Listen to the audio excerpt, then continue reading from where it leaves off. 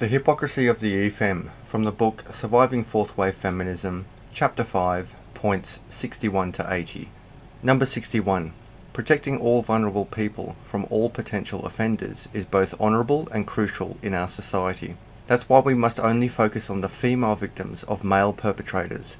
The male victims of female perpetrators are of no importance or significance and do not warrant acknowledgement or support from anyone because feminism is about both genders. Number 62. I deserve and am entitled to privacy, dignity and fairness if I am accused of doing something wrong, especially if the allegation is vexatious. That's why I demand any man accused of any form of sexual misconduct, perceived or actual, at any time by any woman, is immediately deemed to be guilty and subsequently named and shamed before he is even heard.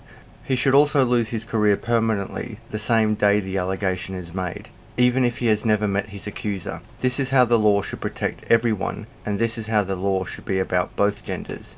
Number 63. We must support and help the most vulnerable of our society. That's why I don't care about the significantly male-dominated homeless population. Number 64. Life is precious and we must love, respect and support one another. That's why I refuse to acknowledge the notably high rate of men within my own society committing suicide, being 5 times higher than that of any demographic of women or men globally. Number 65.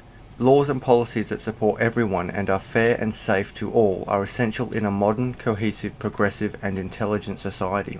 That's why I have no issue with physical standards in dangerous jobs being dramatically reduced for women only, despite the real dangers it creates for everyone.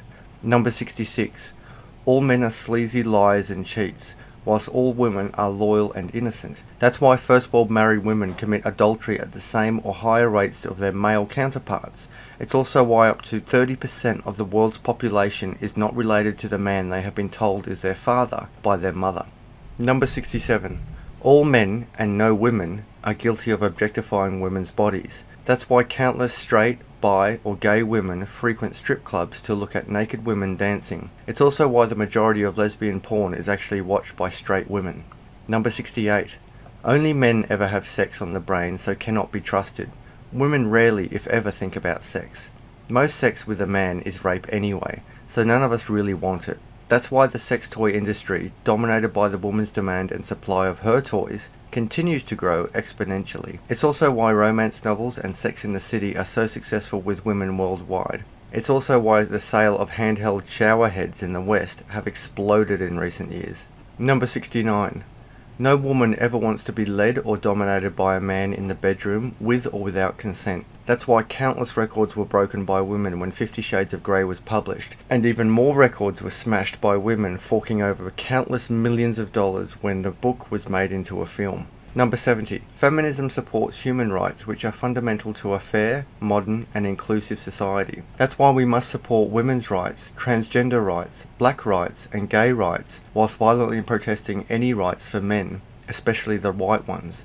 That's why feminism is about supporting everyone. Number 71. A man who buys a sex doll or a porno is perverse, sexist, dangerous and objectifies women. That's why when I watch porn whilst using my extensive collection of vibrators, dildos or electric toothbrushes, it's natural, personal, exciting and empowering. Number 72. Young people who are unsure about their gender should be supported and allowed to participate in sporting or community organisations where they feel most comfortable. That's why we support any girl who wants to join Boy Scouts, whilst banning any boy from wanting to join Girl Guides. Number 73. Being a feminist is about being equal, supporting everyone, being heard and being empowered. That's why I'm always angry, depressed, lonely and dismissive of anyone who thinks differently to me, especially if they are a white male or an attractive woman. Number 74. A woman should never be judged on how she dresses in any situation. Men can wear whatever they like and get away with it. That's why I have no problem with my male colleagues coming to work in a pair of undies and nothing else. After all, everything of importance is covered, so what's the problem? Number 75. If a man succeeds, it's not because of his ability, creativity, commitment, hard work or countless sacrifices. His success is entirely because he's in the boys' club, His high income was a direct result of him walking into a room containing a few rich white men and showing his genitals to qualify for an undisputed 7-figure income for life funded entirely by the patriarchy. That's why equally hard-working and capable women who demonstrated the same commitment and sacrifices are just as successful as their successful male counterparts. It's also why I disregard the outstanding ability and success of hard-working women who have achieved what very few women or men have. Those bitches don't count because they contradict my argument and do little to prove I haven't succeeded at life because I have a vagina and it's all the patriarchy's fault. Number 76.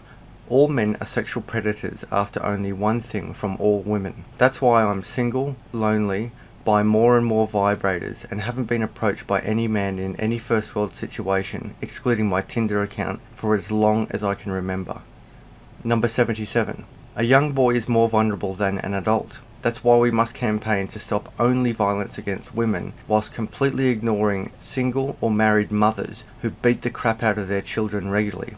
After all, women can't actually be violent, boys don't count, and feminism is about helping everyone. Number 78. It is wrong to instill societal gender norms on our children. That's why we teach our girls they are helpless oppressed victims, and our boys they are aggressive, raping, sexist pigs. Number 79. I am a strong, capable woman who can use weapons to cause serious injuries. That's why it's always the man's fault for being violent when he defends himself from my unprovoked attack of stabbing him in his back or throwing a glass in his face. Number 80. Men are always solely responsible for any and all domestic violence incidents. Period. That's why little boys abused by their single-parent mothers need to be told the male is responsible for her violence, whilst we tell lesbians who are abused by their female partner it's a man's fault when her girlfriend beats, rapes and abuses her, even though there was no man anywhere near the house.